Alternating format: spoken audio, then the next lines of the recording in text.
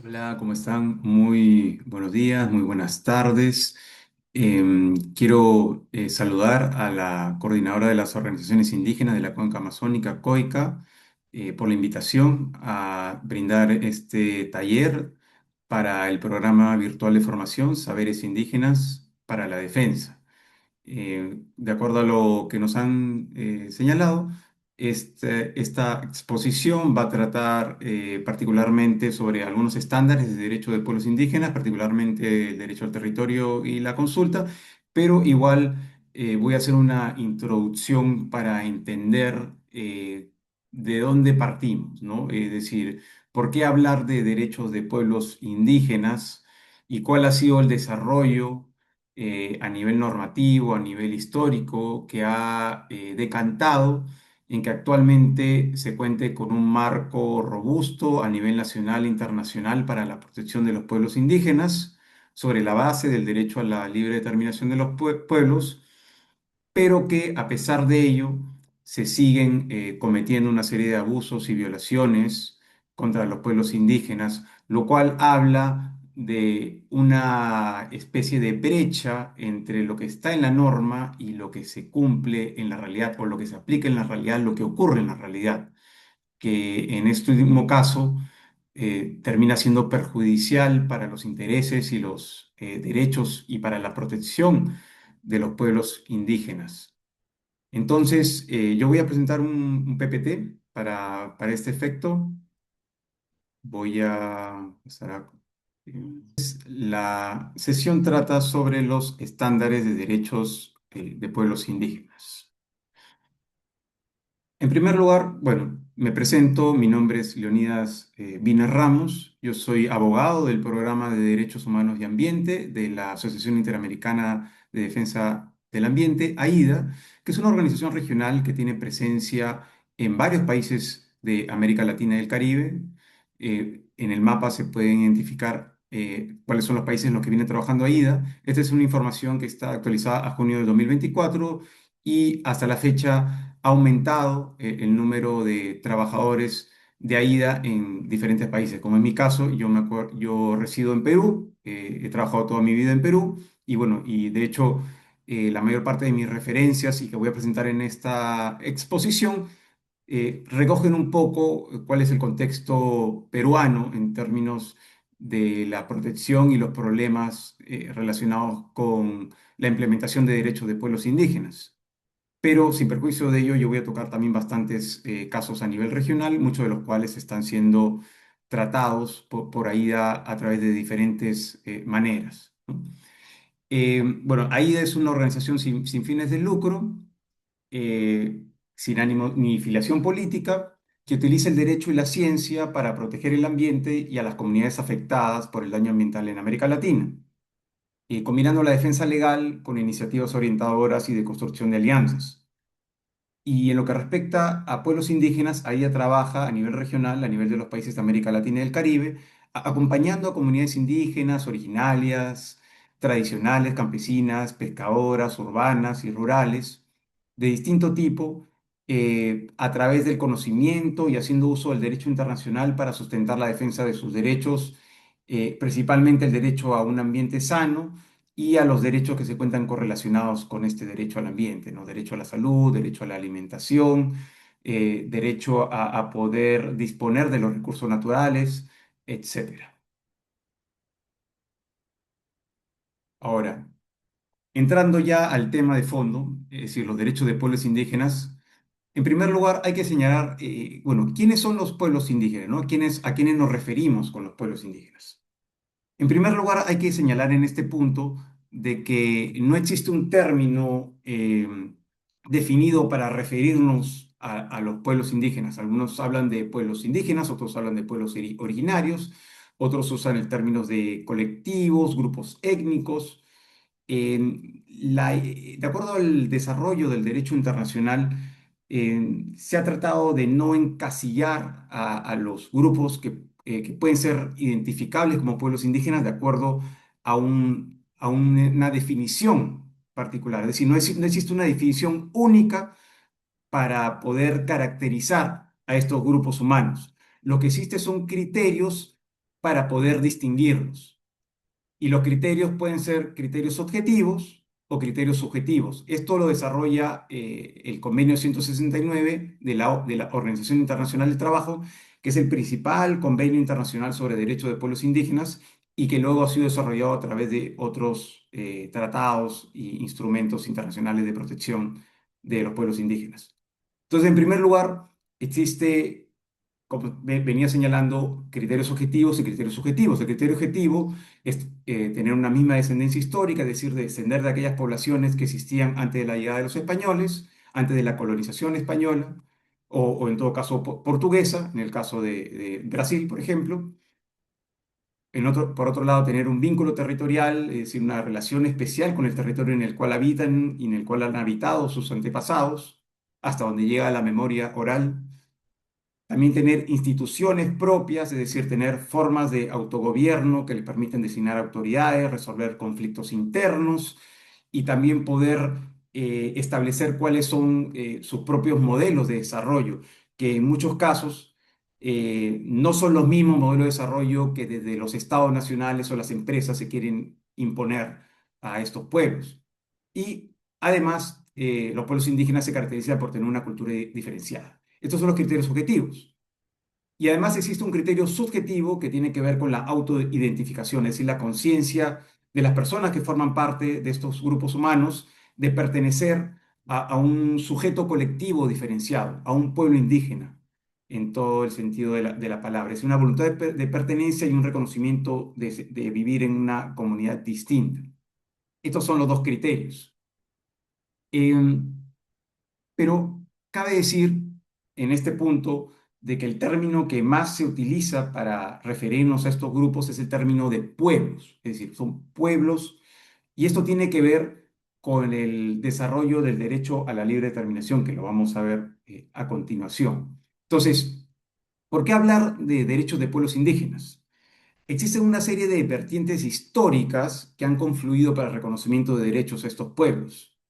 En primer lugar, tenemos el derecho a la libre determinación de los pueblos. Es un derecho que se desarrolla a partir del concepto de soberanía popular. Este concepto de soberanía popular surge a fines del siglo XVIII, comienzo del siglo XIX, con la Revolución Francesa, la Revolución Americana y el proceso de descolonización de los estados latinoamericanos, como es el caso de Perú, Bolivia, Argentina, Brasil, es decir, todos los países que estaban bajo un sistema colonial. Entonces, a partir de ahí se entiende y se construye este derecho entendiendo de que todos los pueblos tienen la posibilidad de poder definir su propia condición política y además proveer de la misma manera a su desarrollo económico, social y cultural. Pero el tema con este derecho o concepto, ¿no?, de la libre determinación de los pueblos es que en un inicio se concibió para territorios que estaban bajo proceso de colonización, es decir, territorios que estaban sometidos a una potencia colonial extranjera, como es el caso de los países de la región. Pero una vez producida la descolonización y formados los nuevos estados nacionales, los nuevos estados republicanos a partir del siglo XIX, es decir, en 1800 para más adelante, se entendió de que este derecho ya se estaba concretado, ya se había concretado con la formación del Estado Nacional y todos los grupos minoritarios que vivían, que habitaban estos estados nacionales, porque no hay que recordar de que nuestros estados nacionales son estados multiétnicos.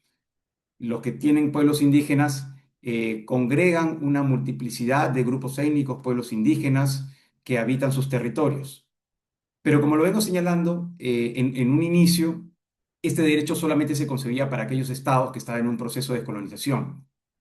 Recién sería a partir de de la finalización de la Segunda Guerra Mundial y el proceso de democratización de los estados y del derecho internacional, que se concibe a la libre determinación de acuerdo a un nuevo enfoque. Y esto empujado por la cantidad de conflictos secesionistas de muchos grupos étnicos a lo largo y ancho del mundo que querían formar sus propios estados-nación. Entonces, este tipo de conflictos requerían una respuesta por parte del derecho internacional. Y a partir de ahí se concibe un nuevo enfoque, una nueva aproximación del derecho a la libre determinación, entendiendo que ya no solo aplica para aquellos grupos étnicos o pueblos que quieren constituirse en estados-nación, sino que también puede aplicarse de forma interna. Es decir, que no requiere necesariamente la formación de un nuevo Estado, sino que también puede ejercerse dentro del ámbito territorial de un Estado-nación ya constituido. Y es en este nuevo marco en que entra y se introduce lo que es el concepto de derecho a la libre determinación para los pueblos indígenas, entendiendo a los pueblos indígenas como grupos minoritarios que habitan dentro de las fronteras de estos estados nacionales constituidos, entendiendo de que el derecho a la libre determinación ya no se agota con un acto, como podía ser antes la conformación de un Estado-nación, sino que es un ejercicio continuo que se tiene que dar a lo largo de la existencia del pueblo que demanda el ejercicio de este derecho. Y entonces tenemos que ya en el año 2003, el Comité sobre Derechos Económicos y Sociales y Culturales reconoce que el derecho a la libre determinación aplica a los pueblos indígenas, cosa que después también lo hace la Declaración de las Naciones Unidas sobre los Pueblos Indígenas, que es un instrumento que se aprueba en el año 2007, y posteriormente la Declaración Americana sobre los Derechos de Pueblos Indígenas, que se adopta en el año 2016. Todos estos instrumentos ya reconocen explícitamente que los pueblos indígenas tienen un derecho a la libre determinación. Por eso es muy importante cuando hablamos de derecho de pueblos indígenas referirnos a ellos en su condición de pueblos, porque el concepto de pueblos justamente proviene de esta vertiente y de este concepto, de este marco conceptual que se ha construido alrededor del derecho a la libre determinación. Bueno, esta es una vertiente. La otra vertiente tiene que ver con las luchas y protestas de los pueblos indígenas de la región, que han empujado a lo largo de las últimas décadas por un mayor reconocimiento de sus derechos por parte de los estados nacionales, derechos a que se les reconozca la titulación de sus tierras, derecho a que se les reconozcan la propiedad colectiva sobre las tierras, derecho a que no se den permisos sin su consulta y consentimiento, derecho a no admitir la entrada de empresas extractivas, mineras o de petróleo en sus territorios tradicionales, derecho a que sean educados de acuerdo a sus propias costumbres, de acuerdo a sus propias prácticas, a que sean atendidos con una perspectiva intercultural, es decir, desde distintas vertientes, de distintos enfoques, los pueblos indígenas en las últimas décadas han venido luchando por un mayor reconocimiento de sus derechos. Y eso ha conllevado, ha dado como resultado que los estados se vean obligados a ir incorporando en su marco normativo una serie de derechos de pueblos indígenas. Y la otra vertiente, que también tiene que ver con la anterior, o que es un resultado de la anterior vertiente, es que los estados también, muchos estados han tomado conciencia de que tienen una deuda histórica para con sus pueblos indígenas. Muchos estados de la región ya consideran, en el marco de un proceso más amplio de democratización, después de las dictaduras que tuvimos en la década de los 60, 70, 80, y a partir de la década de los 90 en adelante, en un proceso de democratización, los estados comienzan a reconocer mayor cantidad de derechos a los pueblos indígenas sobre la base de en muchos casos, una reparación histórica por las décadas y los siglos de sojuzgamiento, de opresión, de haber sometido a los pueblos indígenas a condiciones de semiesclavitud, o que les arrebataron sus tierras, ¿no? Para la creación de latifundios, de la, de la- de- para la creación de un sistema que en última instancia era un sistema opresor en contra de los pueblos indígenas. Entonces tenemos estas tres vertientes que han confluido para que tengamos en la actualidad un marco normativo mucho más garantista y que reconoce derechos de pueblos indígenas. Y bueno, y este es básicamente a nivel interamericano el marco más importante que reconoce derechos a pueblos indígenas. Por un lado tenemos el convenio 169 de la OIT, de la Organización Internacional del Trabajo, que es del año 1989 y que es el primer y más importante tratado sobre la materia, porque además es el único tratado que es vinculante, es decir, que es obligatorio para los estados que lo han suscrito. Lo importante de este convenio 169 es que corrige el término que señalaba el convenio anterior, que era el convenio 107, que hablaba de poblaciones. Este actualmente habla de pueblos, acorde justamente con esta vertiente del derecho a la libre determinación que había señalado. Además, este convenio, a diferencia del convenio anterior, del convenio 107, no busca homogeneizar a los pueblos indígenas de acuerdo a los estándares de las sociedades nacionales dominantes, sino este parte del reconocimiento a la diferencia, del reconocimiento de que existen pueblos que son distintos, de que tienen culturas y prácticas distintas y que merece y vale la pena respetarlos y protegerlos. Entonces, a partir de ahí desarrolla una serie de derechos, ¿no? Derecho a la consulta, derecho al territorio, derecho a la educación, a la salud, a la justicia propia. Vamos a desarrollar algunos de estos derechos más adelante.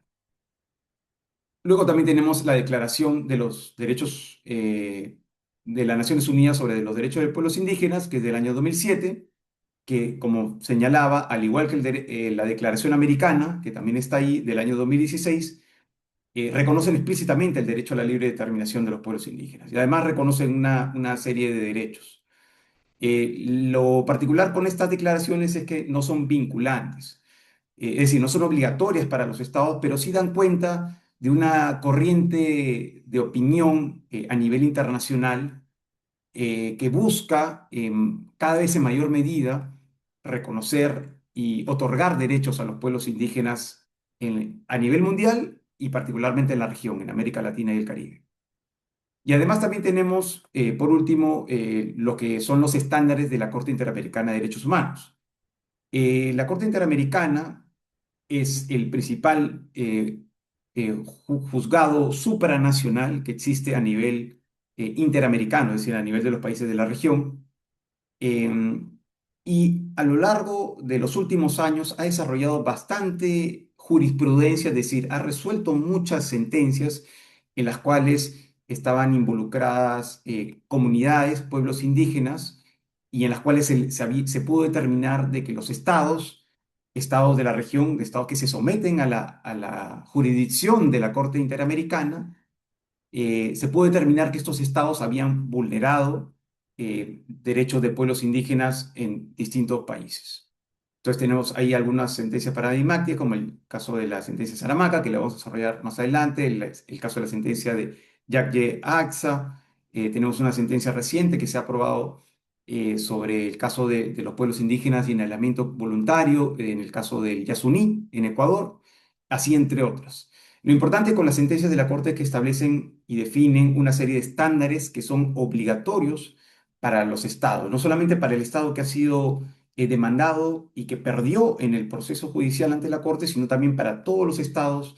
del sistema interamericano. Entonces vamos a volver sobre este punto igual más adelante. Y en suma, bueno, este marco internacional sobre derechos de pueblos indígenas se ha ido incorporando en mayor o menor medida en los estados de la región. Y así tenemos de que, por ejemplo, se han producido reformas constitucionales, principalmente a partir de la década de los 90, ya entrando, como había señalado, en este nuevo periodo de democratización de los estados, y muchas constituciones ahora vigentes en la actualidad reconocen el derecho a la identidad cultural, reconocen la diversidad étnica y una serie de derechos a las minorías o grupos étnicos, pueblos indígenas, pueblos afrodescendientes, que existen dentro de los territorios de estos estados. En algunos casos se tienen algunas constituciones mucho más avanzadas, como es el caso de las constituciones de Ecuador y de Bolivia, que sí reconocen explícitamente el carácter plurinacional, es decir, acá ya no hablamos, acá es un nivel superior, ¿no? Es un debate un poco complejo hablar de naciones, pero sí el logro alcanzado por esas constituciones da cuenta de que los niveles de reconocimiento a los pueblos indígenas, tanto de Ecuador como de Bolivia, son mucho más altos que los que se reconocen en otras constituciones, que tal vez no son tan explícitas en el reconocimiento de derechos, pero que igual también reconocen una serie de derechos a los pueblos indígenas. Entonces también tenemos, además de estas reformas, tenemos, bueno, que los estados de la región, la mayoría, la gran mayoría, ha reconocido y ha incorporado el Convenio 169 en su legislación interna. Además, también las declaraciones de las Naciones Unidas o la Declaración Americana sobre Derechos de Pueblos Indígenas. ¿Y eso qué implica? De que a nivel interno, por ejemplo, los jueces, al momento de aplicar un control de constitucionalidad, es decir, un caso que llega a su despacho, que tenga que ver con pueblos indígenas, ellos pueden aplicar lo que está en los tratados internacionales, como el Convenio 169, para poder decidir en algún supuesto, en algún caso, donde se haya podido identificar violaciones a los derechos de pueblos indígenas cometidas por empresas o por organismos del Estado. Entonces, por eso es importante el reconocimiento y el haber incorporado en el derecho interno de los países este tipo de tratados.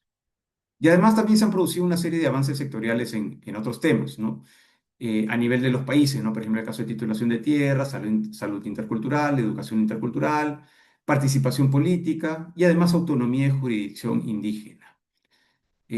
Cada uno de estos temas también es bastante complejo porque, bueno, si bien se han producido avances a nivel de reconocimiento de derechos, en la práctica los problemas continúan y las brechas siguen en el sentido de que todavía muchos pueblos indígenas no pueden ejercer de forma adecuada sus derechos, por más que estén reconocidos en la ley o en la norma. Y sobre este tema también vamos a revisar más adelante. Además, también cabe señalar muy brevemente de que en los últimos años, en las últimas décadas, también se ha desarrollado un marco normativo que es vinculante o no es vinculante en el sentido obligatorio, pero aplica al comportamiento de las empresas. Buena parte de las violaciones de los derechos de pueblos indígenas ocurren como consecuencia de operaciones de empresas y principalmente extractivas, en el caso de los países de América Latina y el Caribe, sea empresas mineras, sea empresas de hidrocarburos, de gas, hidroeléctricas, eólicas, etcétera. Pero el marco internacional de protección de los derechos humanos es un marco que se había creado para establecer responsabilidades en los estados, no para las empresas. Y recién es en las últimas décadas donde ya se cuenta con avances normativos para que las empresas puedan hacerse responsable de aquellas vulneraciones a los derechos humanos cometidas como consecuencia de sus operaciones. Eso implica no solamente prevenir que se produzcan estos impactos, sino también mitigarlos, reducirlos y además repararlos cuando ya se han producido, es decir, repararlos cuando ya se han producido tales vulneraciones. Y a partir de ahí, bueno, se han creado una serie de instrumentos internacionales. eh, el principal de ellos son los principios rectores sobre empresas y derechos humanos, que es en el año 2011. Y también, además, tenemos otros instrumentos muy importantes, como son las líneas directrices de la OCDE, de la Organización para la Cooperación y el Desarrollo Económico, que es una organización que agrupa a los estados más desarrollados del mundo.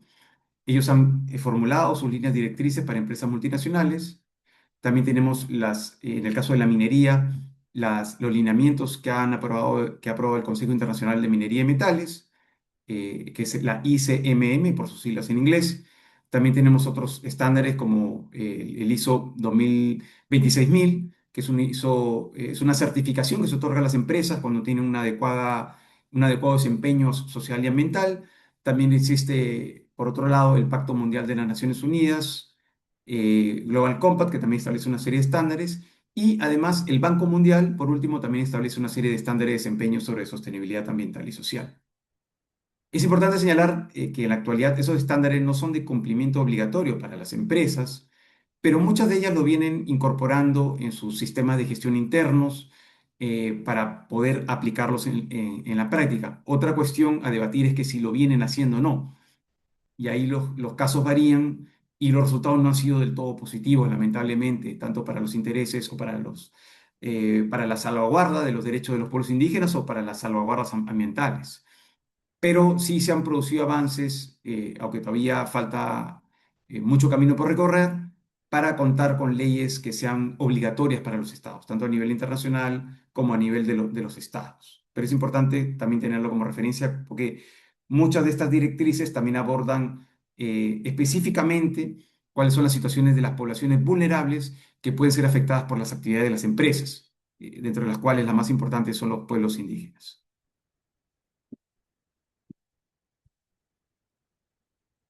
Entonces, a partir de aquí,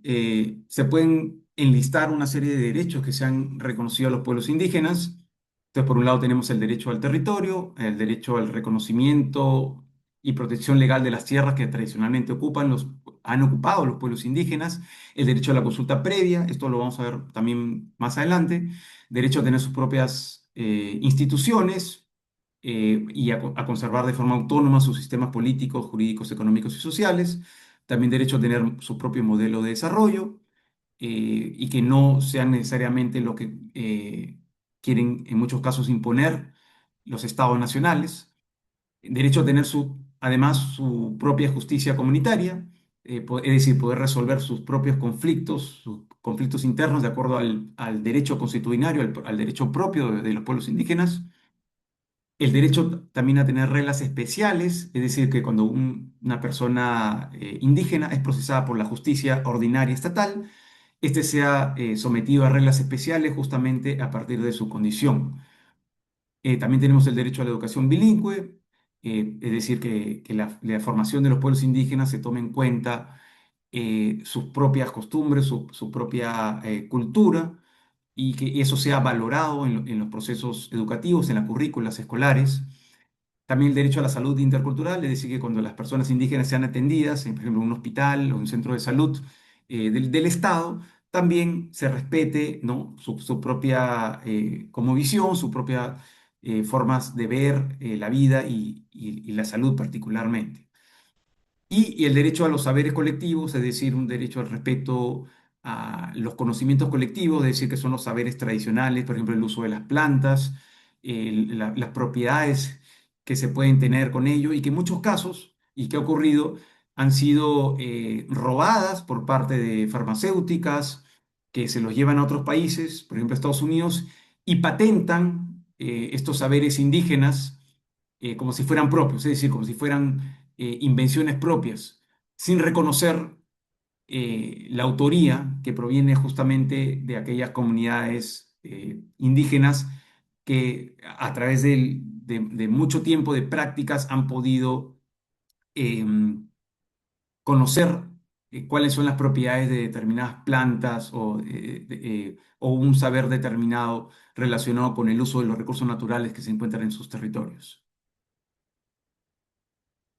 Por ser tantos derechos, no voy a extenderme, solamente voy a centrarme en los derechos al territorio y a la consulta previa.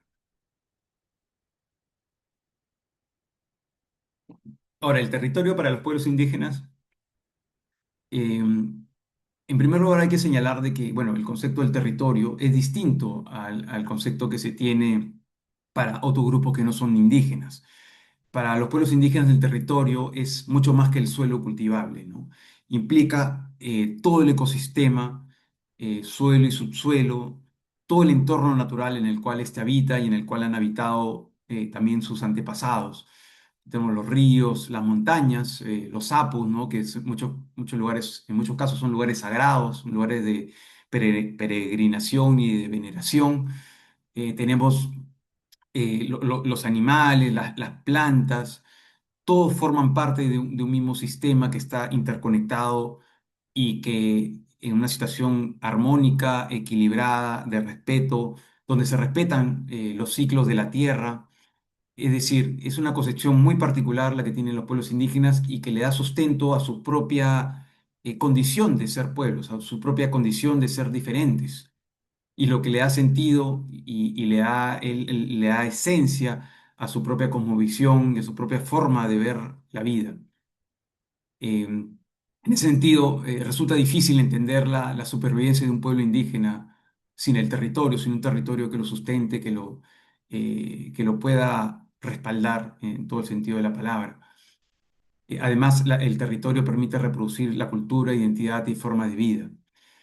Y esto ha sido recogido por el Convenio 169 en el artículo 13, numeral 2, que señala, ¿no?, que la utilización del término tierras debe incluir todo el concepto de territorio, lo que cubre la totalidad del hábitat de las regiones que los pueblos interesados ocupan o utilizan de alguna manera. Además, y como también lo ha reconocido la Corte Interamericana, el territorio integra tanto el espacio físico tangible como los elementos espirituales y culturales. Y eso va en la línea de lo que acabo de señalar. Para la Corte Interamericana, se tiene que reconocer el derecho de la propiedad de los pueblos indígenas sobre sus tierras, porque no reconocerlo implicaría negar el derecho a la igualdad. Y esto lo vamos a ver a continuación. Y a partir de lo que son los estándares desarrollados por la Corte Interamericana de Derechos Humanos, el Convenio 169, la Declaración Universal y Americana sobre Derechos de Pueblos Indígenas, entre otros instrumentos normativos que se han aprobado en los últimos años, se pueden establecer una serie de estándares fundamentales de protección territorial de los pueblos indígenas. En primer lugar, se señala y se ha establecido de que es una obligación de los estados otorgar un reconocimiento formal de la propiedad colectiva que tienen los pueblos indígenas sobre sus territorios tradicionales. Porque uno de los graves problemas que ocurren en América Latina y el Caribe es que los pueblos indígenas habitan territorios que no tienen un reconocimiento formal por parte de los estados, lo cual los pone en una situación de desprotección frente a amenazas externas, que pueden ser economías criminales o ilegales, que pueden ser otras empresas extractivas, o que pueden ser empresas agroexportadoras, o personas que simplemente, colonos, que simplemente buscan ocupar tierras que pertenecen o han pertenecido a los pueblos indígenas. Entonces es muy importante avanzar en un reconocimiento de sus territorios tradicionales. Además, también se reconoce, por parte de los estados, se debe reconocer la posesión tradicional y uso histórico. ¿Eso qué quiere decir?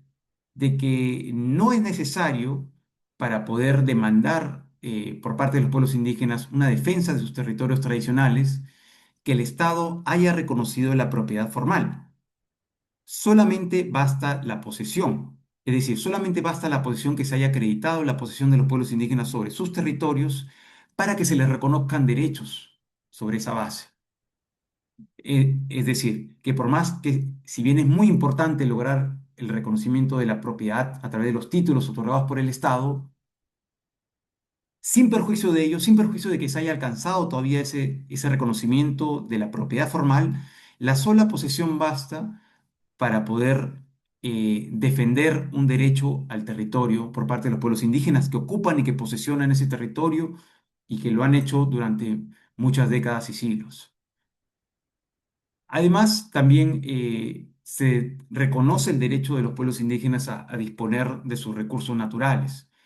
Es decir, los pueblos indígenas tienen el derecho a poder gestionar los recursos renovables y no renovables que existen en sus territorios tradicionales de acuerdo a sus usos, sus prácticas tradicionales,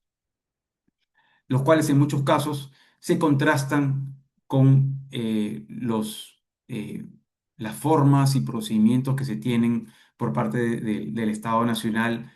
en una lógica extractivista de disposición y de uso indiscriminado de los recursos naturales. Además, se reconoce en mayor o menor medida, y este es un caso que todavía está en construcción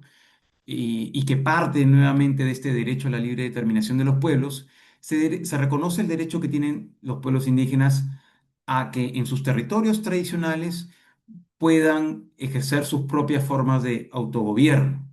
es decir, que puedan tener sus instituciones propias, eh, sus asambleas comunales, juntas directivas, que puedan gestionar los recursos a partir de sus propias formas organizacionales y que también puedan resolver sus conflictos internos de acuerdo a su derecho propio, no al derecho estatal, sino al derecho propio de los pueblos indígenas. Aunque esto también tiene límites en el sentido de que la aplicación del derecho propio de los pueblos indígenas no puede vulnerar derechos fundamentales de las personas indígenas que están sometidas a esta justicia. Y este también es un tema complejo de debate, pero acá estoy mencionando en términos generales lo que se ha desarrollado y cuáles son las posiciones en general respecto a este tema. Y además, como estándares fundamentales de protección de los derechos de pueblos indígenas, eh, existen una serie de salvaguardas que deben tener los pueblos indígenas frente a proyectos extractivos. Uno es el caso de la consulta previa, libre informada, que lo voy a desarrollar posteriormente. Otra es que las empresas que estén interesadas en explotar recursos naturales en territorios de pueblos indígenas deben contar con estudios de impacto ambiental que deben ser elaborados de forma previa y de forma participativa con los pueblos indígenas para que ellos puedan, para que los pueblos indígenas puedan conocer de forma previa cuáles son los riesgos de posibles impactos ambientales o sociales que puede generar un determinado proyecto extractivo. Entonces es una salvaguarda esencial para todo pueblo indígena, porque además este estudio de impacto ambiental, luego de ser aprobado, tiene que ser fiscalizado por los organismos del Estado que cumplen estas funciones y deben ser fiscalizados y en caso de encontrarse incumplimiento, las empresas deben ser sancionadas. Y además otra de las salvaguardas que se establecen tiene que ver con los beneficios compartidos. Es decir, los pueblos indígenas deben beneficiarse de cualquier tipo de proyecto que los estados busquen implementar en sus territorios tradicionales. Ahora, las formas a través de las cuales los pueblos indígenas pueden beneficiarse pueden ser muy variadas. Difícil establecer algún estándar que se cumpla en todos los casos, pero sí el tema fundamental en esto que tiene que ver con los beneficios compartidos es que se puedan definir de forma participativa y que se tomen en cuenta cuáles son los intereses, las dudas, las inquietudes y las necesidades que tienen los pueblos indígenas, que no sea una imposición por parte de los estados o por parte de las empresas. Ahora, en este caso de los derechos territoriales, ocurre en muchos casos que nos encontramos en un conflicto o una superposición de derechos. Porque por un lado tenemos los derechos o el derecho de los estados-nación, de los países de la región, para disponer de recursos naturales, es decir, y que en suma implica otorgar permisos a empresas para que exploten recursos naturales en territorios de pueblos indígenas, sea a través de la minería, a través de la explotación de hidrocarburos, petróleo, gas, o de la construcción de proyectos de infraestructura, como el proyecto de infraestructura hídrica, por ejemplo, la construcción de represas, etcétera, y que los estados basan este otorgamiento de permisos en la búsqueda del desarrollo de toda la nación. Y este también es un concepto muy discutible, ¿no? ¿Qué entendemos por el desarrollo, ¿no? Que no vamos tampoco a profundizar en este tema porque es una cuestión bastante compleja, pero lo que quiero señalar es de que, bueno, la justificación que tienen los estados para otorgar estos permisos en territorios de pueblos indígenas tiene que ver con generar recursos, recursos internos a través de los tributos que pagan estas empresas para que los estados posteriormente puedan invertir en el desarrollo de las poblaciones, en mejorar la salud, mejorar la educación, mejorar la infraestructura. Otra cuestión es que lo estén cumpliendo no en la realidad, pero por lo menos ese es el discurso formal de los estados en ese sentido. Entonces, como estaba señalando, existen dos derechos. Uno es este derecho de los estados a disponer de sus recursos naturales y otros son los derechos territoriales de los pueblos indígenas y que se plasman en que muchos pueblos indígenas simplemente no quieren actividad extractiva en sus territorios. Están en contra de que vengan empresas extranjeras o nacionales, en muchos casos sin consulta, sin participación, sin haber pedido permiso. No quieren que vengan empresas a sus territorios eh, para explotar los recursos naturales que se encuentran ahí. Entonces, acá tenemos dos derechos que están contrapuestos. El derecho de los estados a disponer de los recursos y los derechos territoriales de los pueblos indígenas, lo cual es uno de los puntos principales de conflicto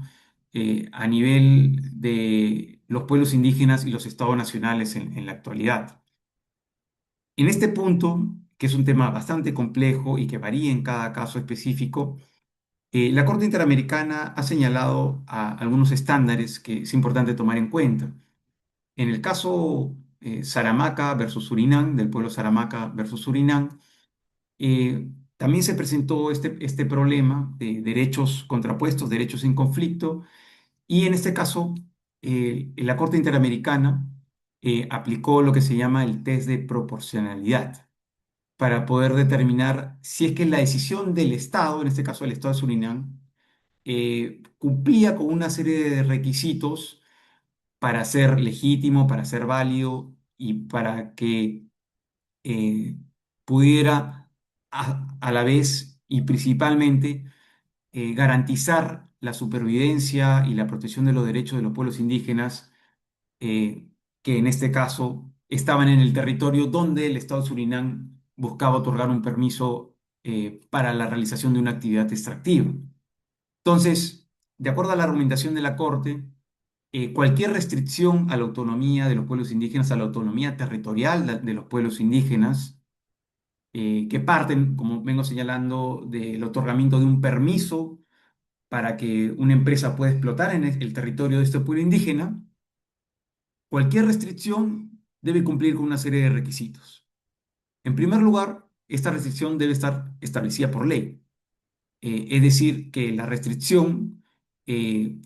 al territorio de un pueblo indígena o al derecho de un pueblo indígena sobre sus territorios debe partir de una ley formalmente establecida, no debe ser un acto arbitrario por parte de los estados. Entonces acá parte de la pregunta, ¿no? El Estado otorgó permisos para actividades extractivas sobre la base de una ley formal, una ley previamente establecida. Además, en segundo lugar, esta restricción debe ser idónea, en el sentido de plantear si es que la actividad extractiva que se busca autorizar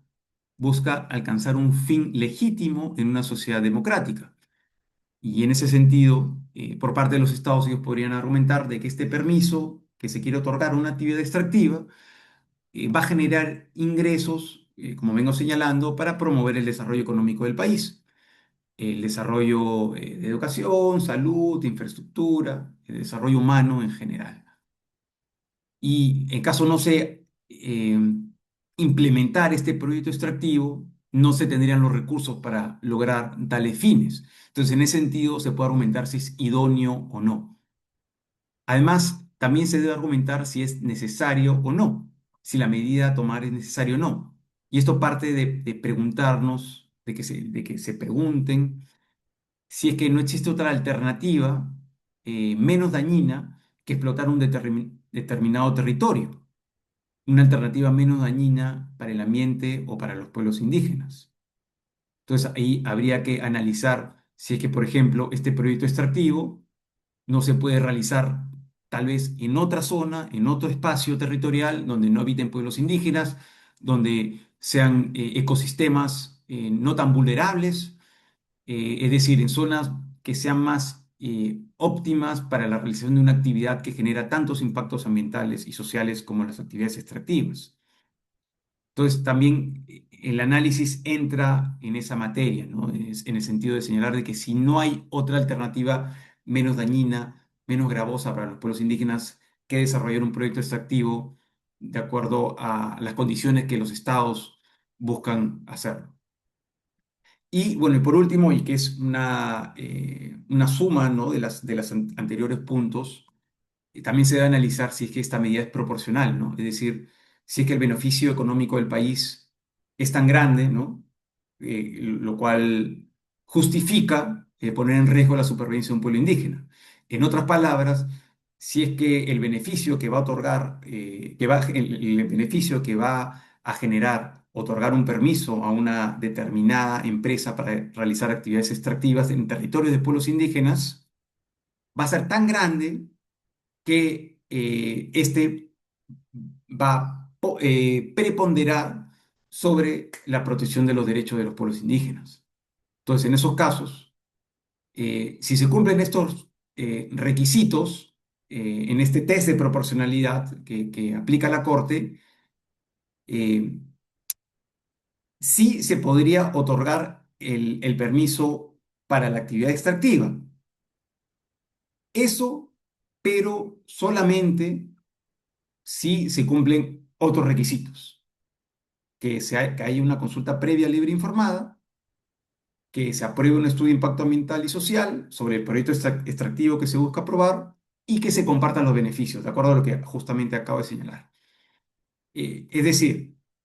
que si es que los estados no logran probar de que se cumplen estos requisitos, es decir, que la medida ha sido establecida por ley, que es idónea, que es necesaria y que es proporcional, y que además de ello no se han llevado a cabo estas tres salvaguardas, la realización de la consulta, de la elaboración del estudio de impacto ambiental y el compartir beneficios, si es que no se cumplen todos estos requisitos, entonces la balanza se inclina a favor de la protección de los territorios de los pueblos indígenas. Y por lo tanto, los estados no deben otorgar autorizaciones a terceros externos, empresas,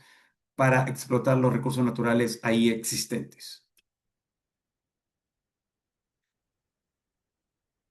Dicho esto, ahora voy a entrar al otro derecho importante que justamente se deriva de la protección territorial de los pueblos indígenas. Es el derecho a la consulta previa, libre e informada, que es una de las salvaguardas fundamentales cuando se quiere establecer algún tipo de restricción sobre los derechos territoriales de los pueblos indígenas. Este derecho a la consulta ha sido reconocido por la gran mayoría de instrumentos y leyes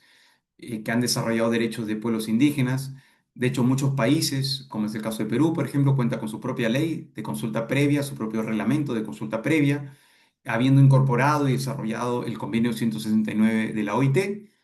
pero muchos otros países todavía no se cuentan con estas leyes y el único marco normativo sigue siendo el convenio 169.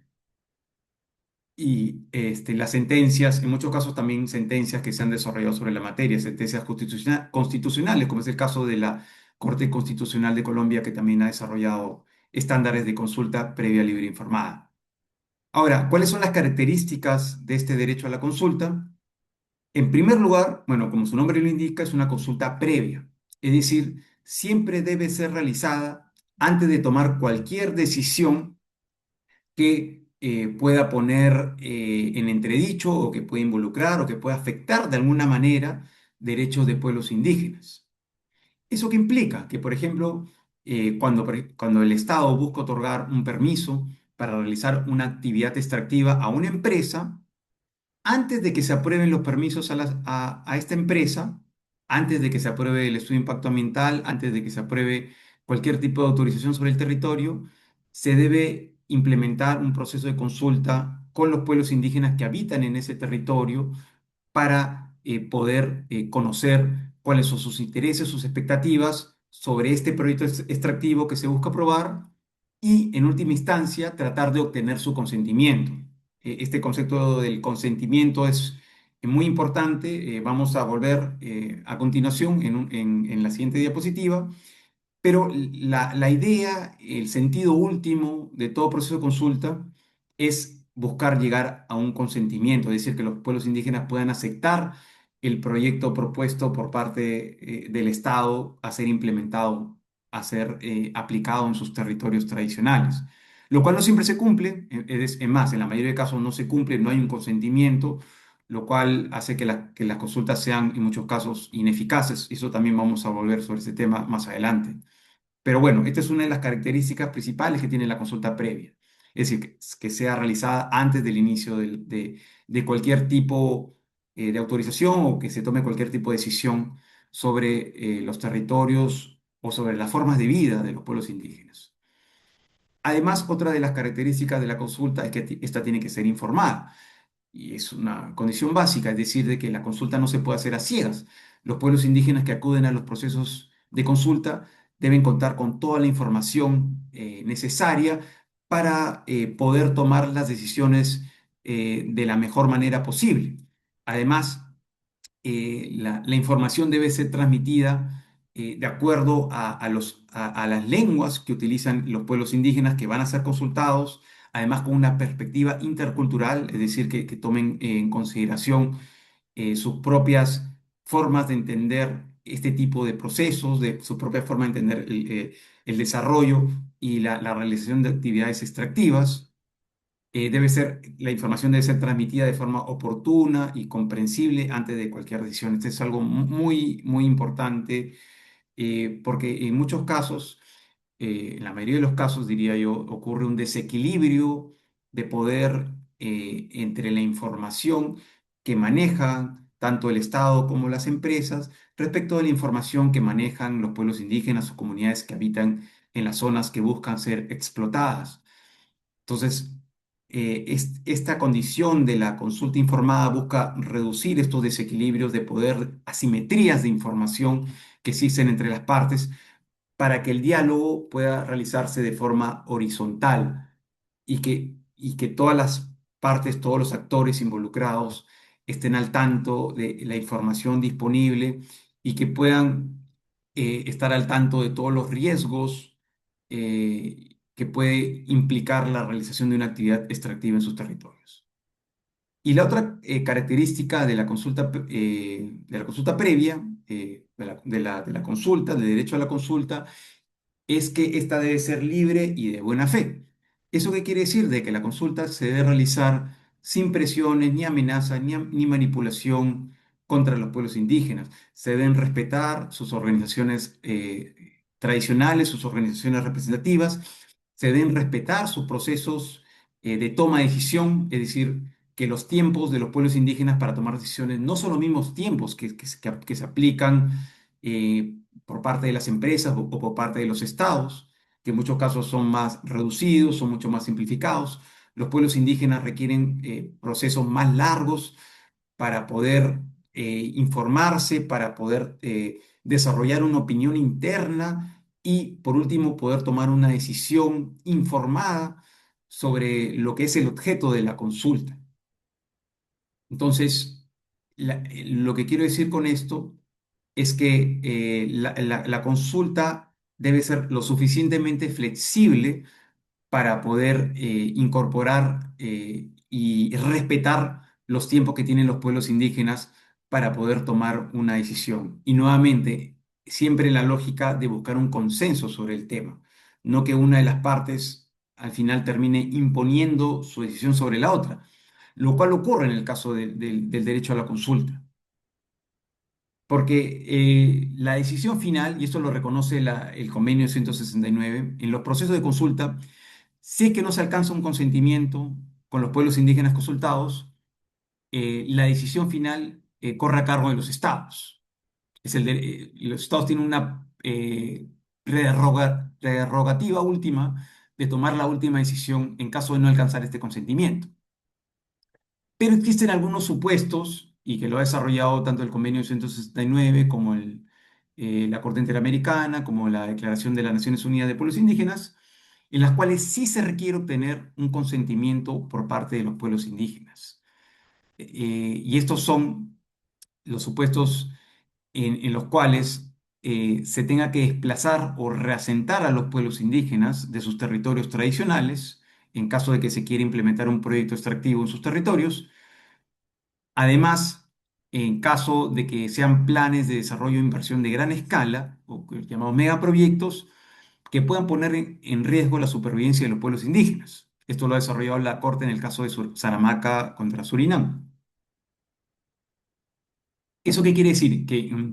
en casos de megaproyectos en los cuales existe un alto riesgo que se ponga en supervivencia a los pueblos indígenas, en esos supuestos sí se debe obtener el consentimiento de ellos para la realización de estos proyectos. Además, otro supuesto de consentimiento que lo ha desarrollado la Declaración de las Naciones Unidas va en el sentido del almacenamiento o retiro de materiales peligrosos en las tierras o territorios de pueblos indígenas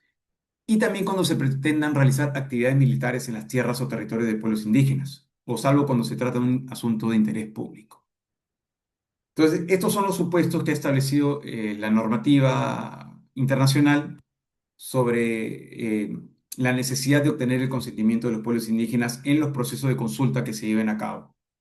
los cuales, como vengo señalando, en última instancia son los estados los que tienen que tomar la decisión final cuando no se alcance un acuerdo con los pueblos indígenas, cuando no se alcance un consentimiento con ellos,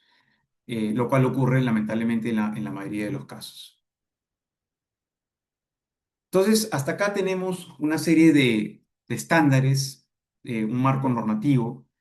sobre derechos de pueblos indígenas y nos hemos referido particularmente al derecho al territorio, el derecho a la consulta libre, previa e informada. Pero ¿qué ocurre en la realidad? Ocurre de que a pesar de tener este marco internacional y que también muchos países han adoptado en sus legislaciones internas, que reconocen una serie de derechos a los pueblos indígenas, en la práctica estos derechos se ignoran, se diluyen, no se cumplen y se siguen violando sistemáticamente. Entonces, aquí se ha desarrollado este concepto que habla de la brecha de implementación, es decir, la brecha entre lo que está reconocido, lo que está en la norma, lo que está sobre el papel, lo que está escrito, respecto a lo que ocurre en la realidad.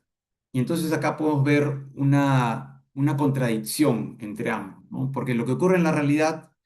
no es lo que se señala en la norma, no es el deber ser, lo que debería ser en el sentido de respetar y proteger derechos de pueblos indígenas, sino que más bien, por el contrario, se siguen vulnerando sistemáticamente esos derechos.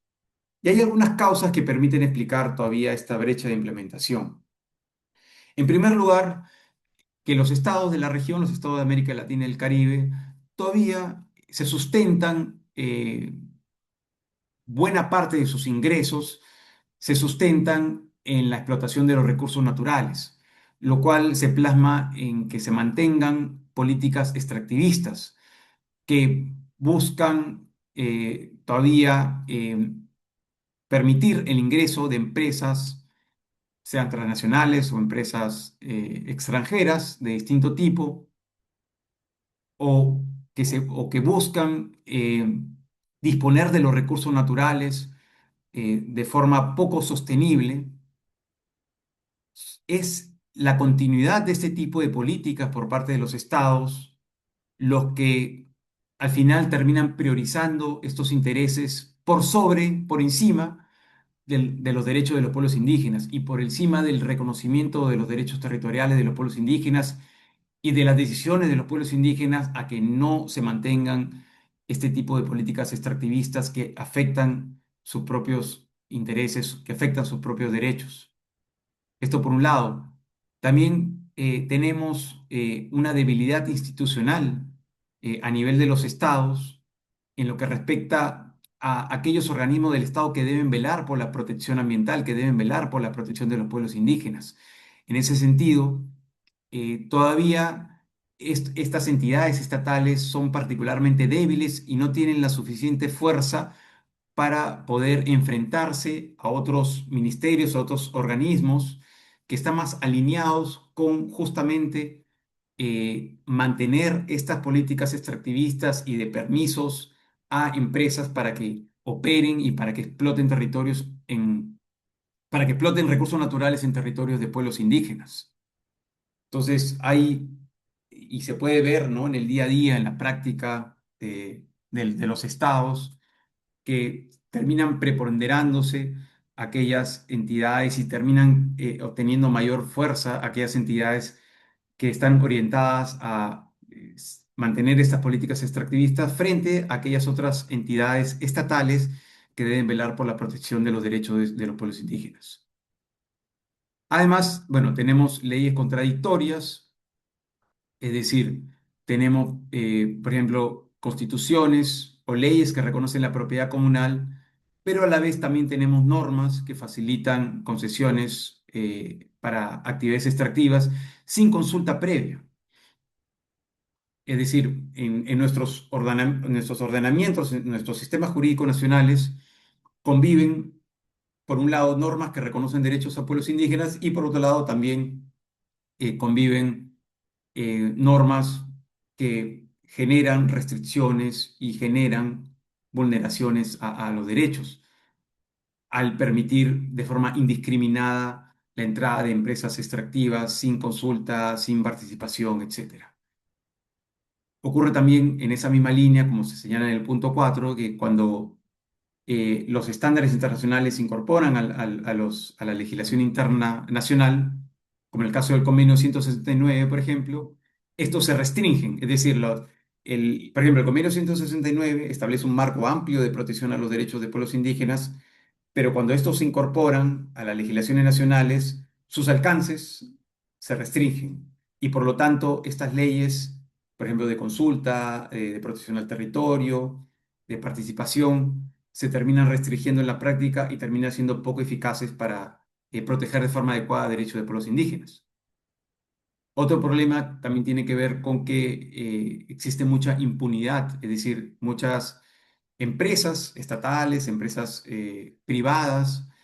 han generado una serie de impactos ambientales, contaminación, pasivos ambientales en territorios donde habitan pueblos indígenas, pero estos no han sido reparados, estos no han sido remediados,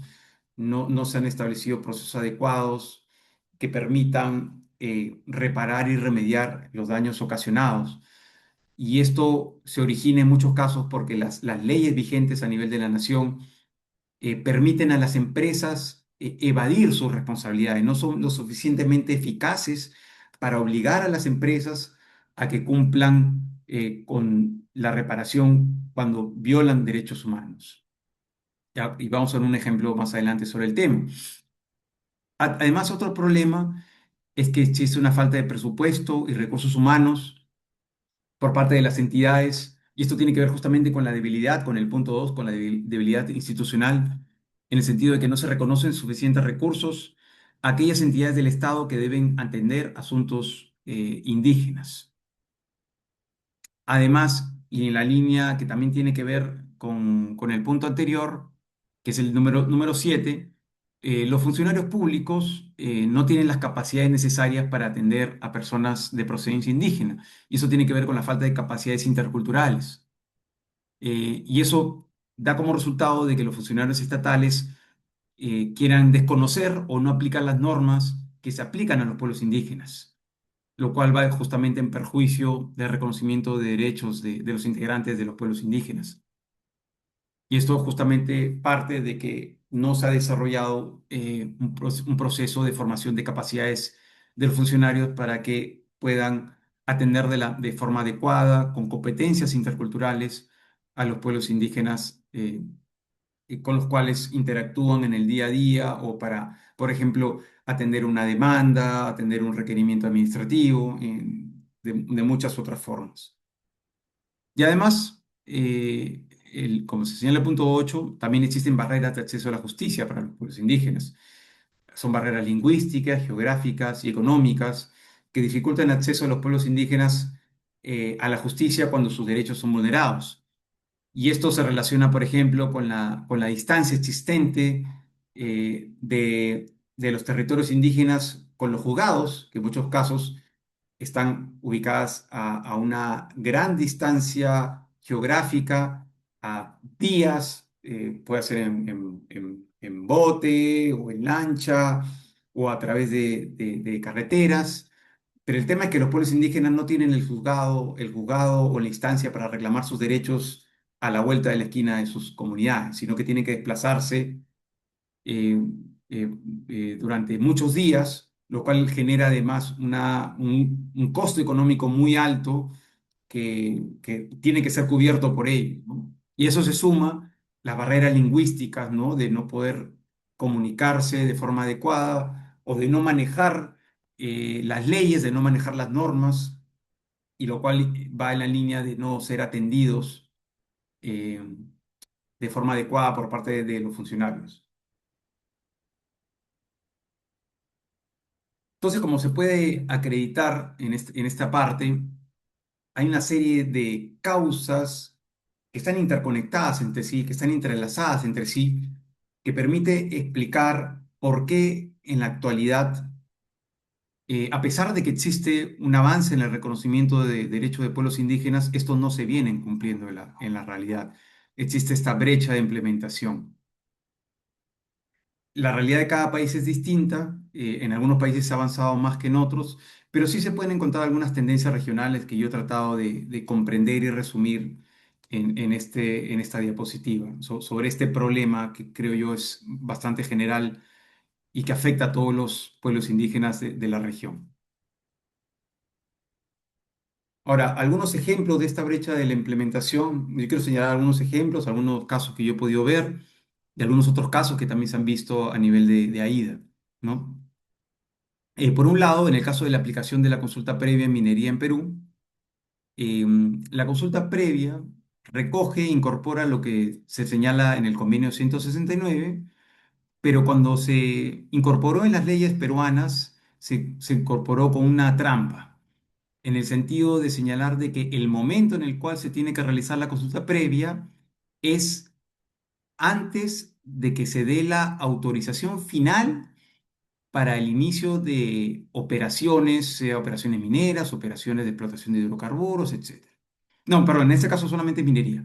Solamente es la autorización para la realización de actividades mineras.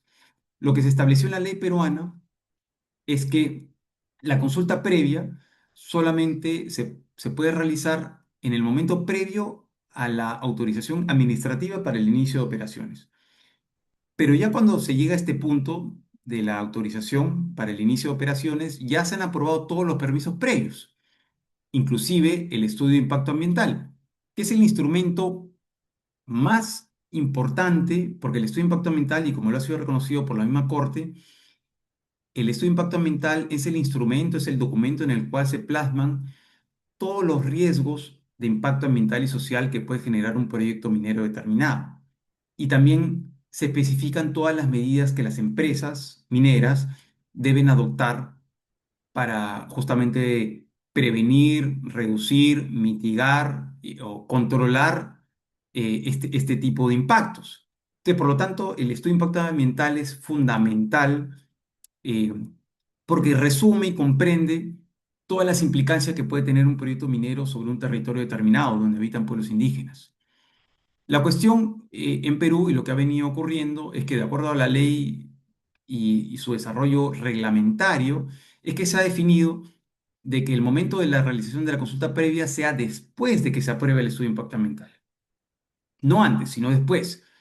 Entonces, si la consulta previa se hace después de la aprobación del estudio de impacto ambiental, entonces ya pierde todo sentido, porque ya con el estudio de impacto ambiental ya se han definido todas las connotaciones e implicancias del proyecto minero. Entonces, prácticamente, si se realiza después de la aprobación del estudio de impacto ambiental, es una, como decimos acá en Perú, es un saludo a la bandera, ¿no? Es decir, es una medida totalmente ineficaz porque no permite recoger de forma adecuada cuáles son las preocupaciones, intereses, expectativas de los pueblos indígenas consultados sobre aquella medida que ha sido puesta en consulta. Entonces, acá tenemos un ejemplo claro de las inconsistencias del proceso de consulta previa de minería en Perú y que tiene que ver justamente con preponderar una política extractivista, ¿no? Que prepondera, coloca de forma estratégica la explotación de los recursos minerales en el Perú por encima de la protección de los derechos de los pueblos indígenas. Otro ejemplo en Perú, en el caso de la protección de defensores ambientales,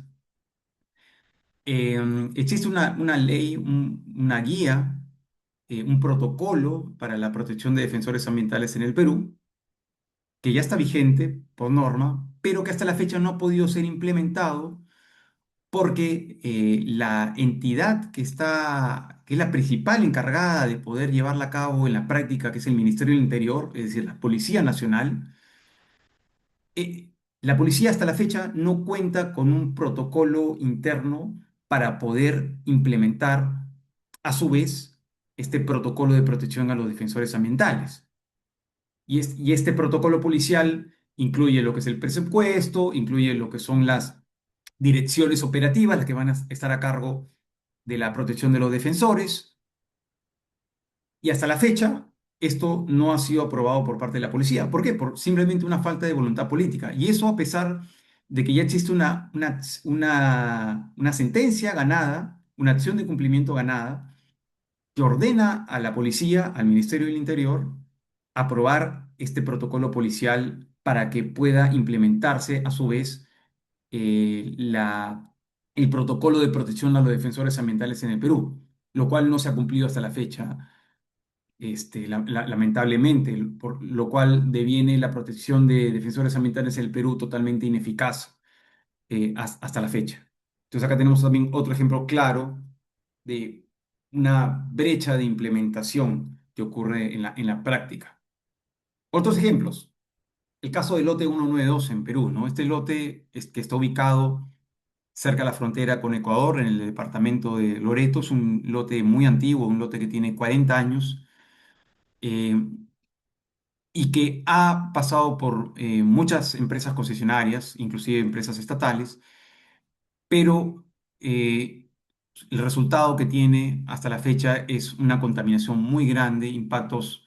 ambientales muy graves sobre las comunidades, pueblos indígenas que habitan en este territorio que es bastante grande.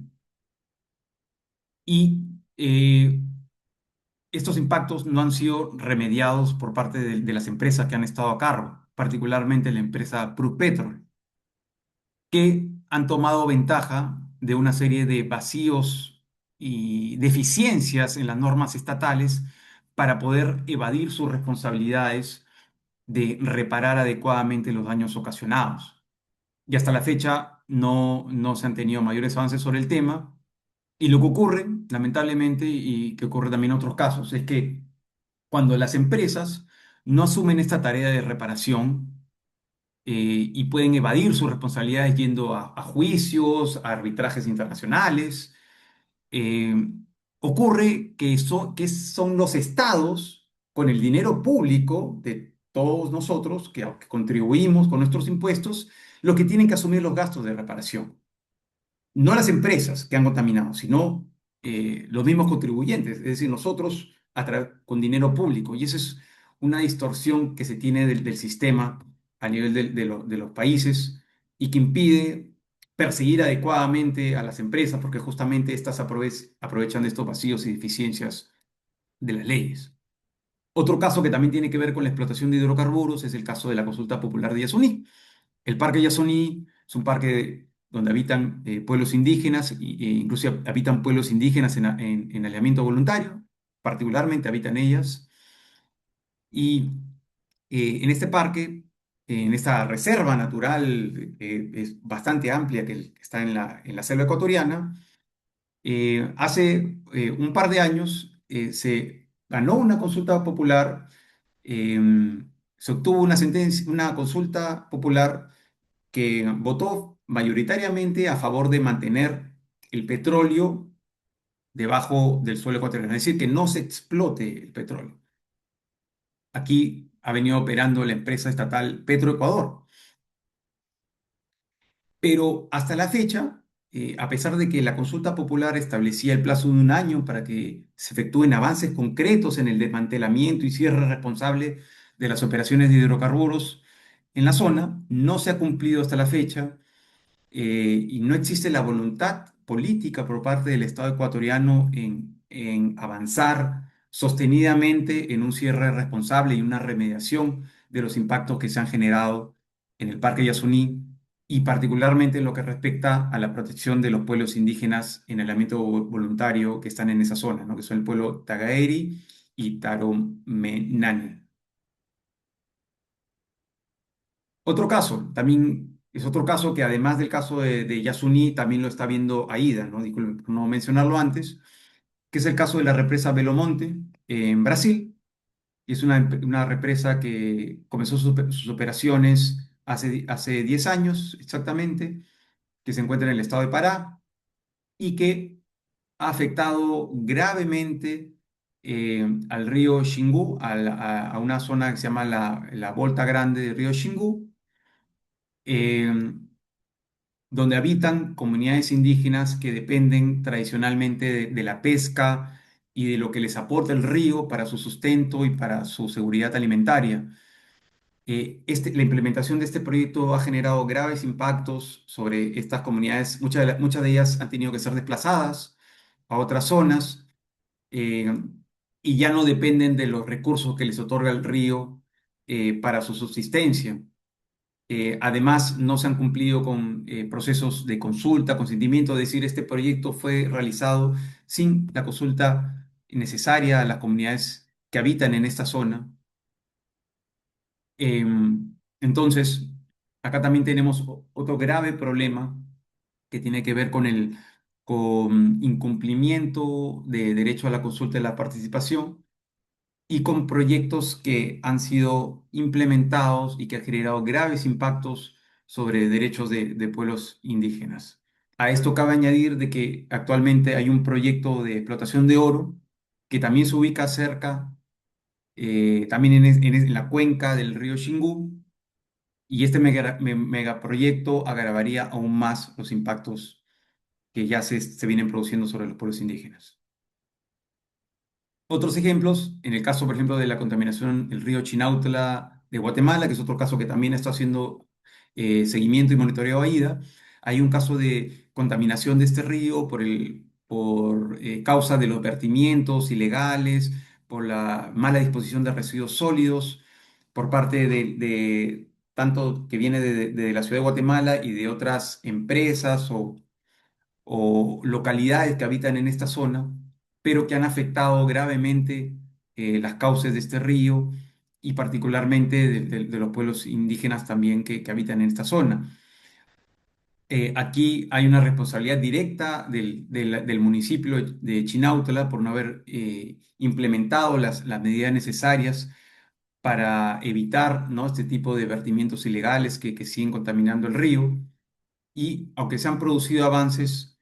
sobre la materia, porque ya hay una sentencia que ha establecido la obligación del municipio de activar medidas urgentes de remediación, todavía los avances no han sido lo suficientemente importantes hasta la fecha. Y otro caso también, que también lo ha visto Aida, tiene que ver con la contaminación de las lagunas Popo y Uruguru en Bolivia,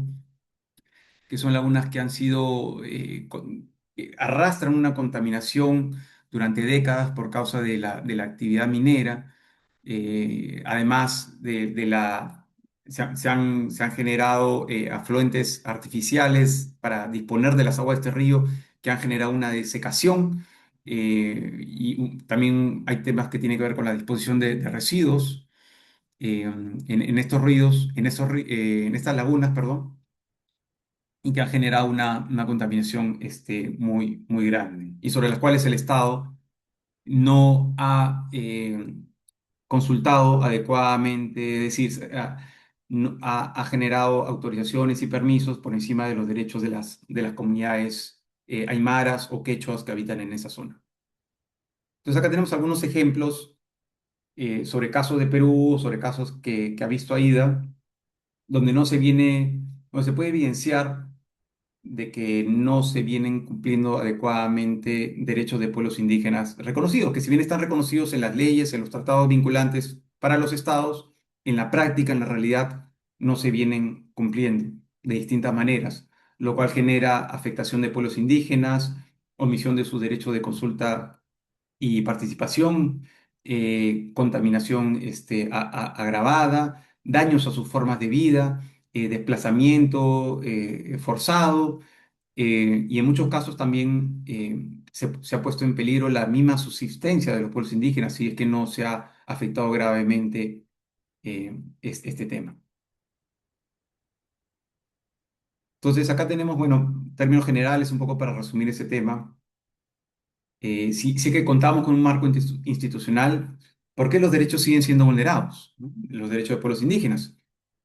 Y es porque, bueno, los mecanismos legales e institucionales que se establecen en los estados para que los pueblos indígenas puedan participar en los procesos de toma de decisiones sobre sus territorios y reclamar y obtener una reparación por las vulneraciones a sus derechos,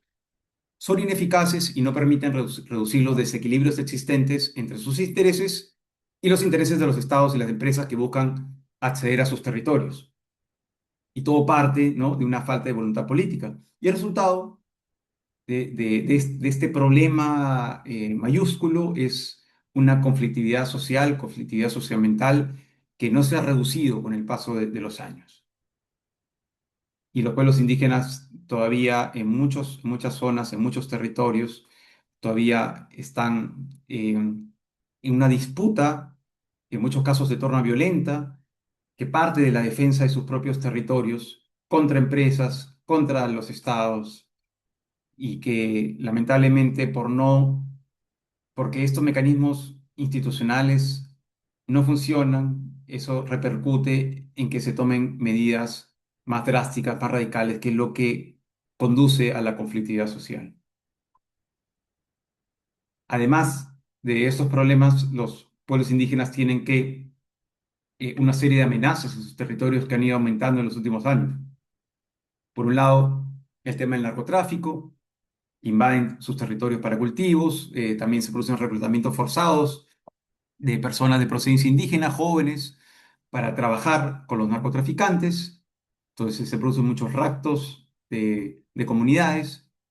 Hay también temas de violencia por el control de rutas. Esto también está enlazado directamente con lo que es la minería ilegal de oro, que ha aumentado exponencialmente en los últimos años y que genera graves problemas de contaminación de ríos con mercurio, destrucción de ecosistemas que son vitales para los pueblos indígenas y además todo lo que conlleva la violencia y economías paralelas, ¿no? Porque en muchos casos son grupos armados, grupos criminales de carácter transnacional, los que vienen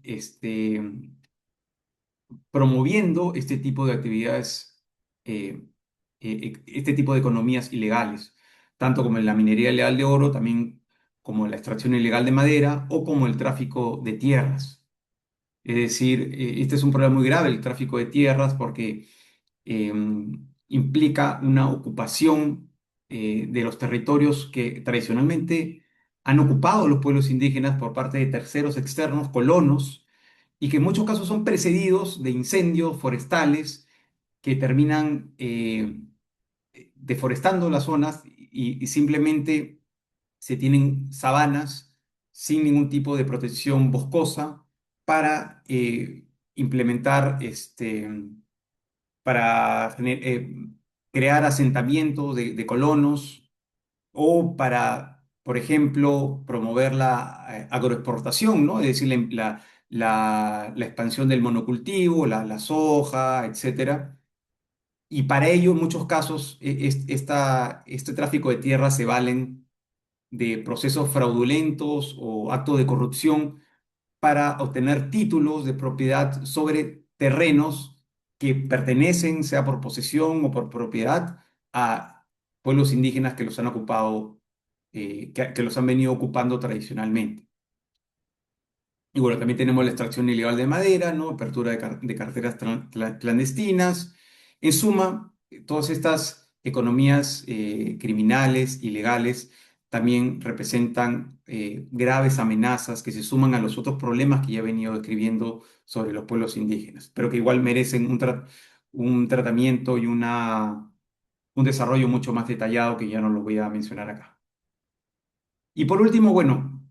cabe señalar de que actualmente nos encontramos en un escenario de transición energética, que implica transitar de los combustibles fósiles como fuentes de energía, es decir, el petróleo, carbón, el gas, a otras fuentes de energía renovables, más renovables. Entonces acá hablamos de la energía solar, la energía eólica, las baterías. Entonces ya no hablamos de carros que usan gasolina, sino hablamos, por ejemplo, de carros eléctricos, que simplemente se cargan como uno carga un celular y se pueden utilizar por varias horas. Pero el tema es que esta transición energética, que no debe llevar a dejar los combustibles fósiles, implica también obtener lo que se llaman minerales estratégicos, que son el litio, el cobre, el cobalto, las llamadas tierras raras. Todos estos minerales son necesarios para transitar en este proceso en el cual en el cual estamos todos y que forma parte ya de las discusiones geopolíticas a nivel mundial. Pero el tema es que si esto va a demandar eh, una mayor cantidad de minerales necesarios, muchos de estos minerales se encuentran en los países de América Latina, en la región.